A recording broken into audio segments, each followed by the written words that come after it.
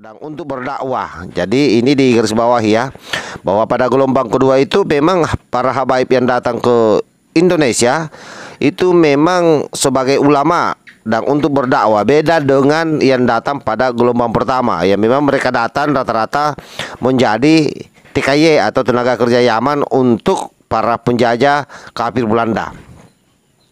Dan tentu saja jumlah mereka tidak banyak kalau dibandingkan dengan Balawi yang datang di negeri ini sebagai TKY. Di antara mereka adalah Habib Ali Kwitan, Jakarta, Habib Saleh Tanggul, Jember, Jawa Timur, dan sebagainya. Assalamualaikum warahmatullahi wabarakatuh. Om Swastiastu, Namo Buddhaya, salam kebajikan. Di dalam video part 1 kita sudah membahas bagaimana tenaga kerja Yaman yang masuk ke Indonesia pada tahun 1800-an. Kali ini kita akan membahas babak kedua kedatangan imigran Yaman, tetapi yang datang ke Indonesia kali ini adalah para ulama Balawi yang sengaja datang di Indonesia untuk melakukan dakwah. Nah, tetapi perlu diklarifikasi di sini bahwa dakwah itu orientasinya adalah untuk para imigran yang ada di Indonesia yang merupakan para TKY dari Yaman sendiri, di mana dibahas di dalam kitab Al-Istizadah disebutkan bahwa setelah keluarga Balawi berbondong-bondong menjadi TKY di Indonesia, sesepuh habaib di Yaman marah dan melarang mereka untuk menjadi TKY. Karena rata-rata yang datang ke Indonesia kemudian menikah dan kembali ke Yaman. Mereka disuruh untuk bertahan di negeri leluhur walaupun hidup miskin. Namun himbauan dan kemarahan sesepuh para habaib itu tidak digubris oleh jemaah Balawi. Mereka tetap pergi ke Indonesia sehingga lebih dari setengah keluarga Balawi meninggalkan kampung halamannya. Jadi jumlah Balawi yang hijrah ke Indonesia itu jauh lebih banyak ketimbang Balawi di Hadratul Maut. Akhirnya ulama dari keluarga Habib mulai ada yang datang ke Indonesia. Tujuan utama mereka adalah untuk berdakwah pada para imigran itu. Ulama habaib itu khawatir imigran Yaman ini kemudian melupakan agama di negeri orang. Bahkan banyak dari ulama habaib itu kemudian menetap di Indonesia, persis seperti kiai-kiai Madura yang mendatangi imigran Madura di semisal Kalimantan. Bahkan kemudian sebagian kiai-kiai itu menetap di Kalimantan untuk berdakwah dan mendidik anak-anak imigran Madura di sana.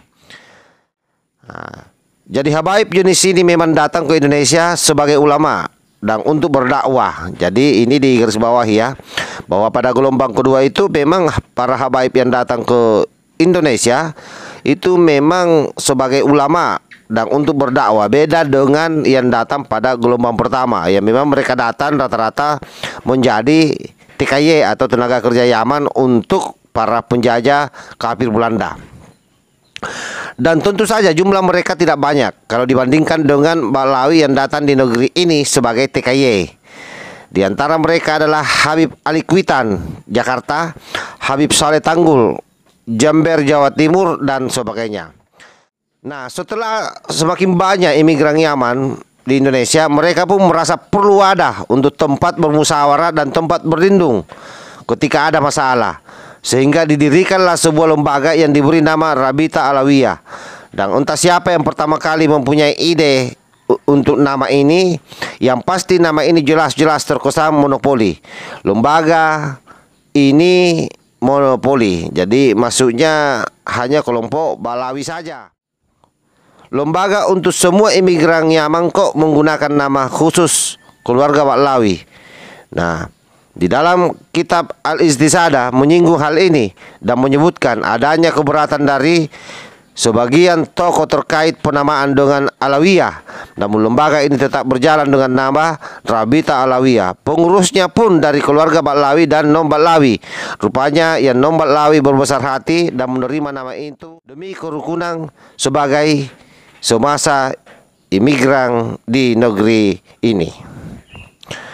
Nah, itu adalah merupakan bagaimana sejarah kedatangan para ulama Yaman di Indonesia ya. Jadi pada gelombang pertama itu memang TKY semua. Nanti terjadi kegelisahan di antara para tokoh Balawi yang ada di Yaman sana, karena menganggap bahwa ini berbahaya sekali kalau sampai kemudian mereka di sana melupakan agamanya, sehingga dikirimlah ulama-ulama seperti yang saya sampaikan di atas tadi. Nah, yang kerjanya itu adalah berdakwah untuk para imigran Yaman. Jadi bukan untuk masyarakat pribumi pada masa itu. Jadi khusus untuk imigran Yaman ya. Dan saya kira itu dibahas di dalam kitab Al-Istizadah. Jadi ini valid ini informasinya. Saya kira itu yang saya bisa antarkan khusus untuk sesi kali ini.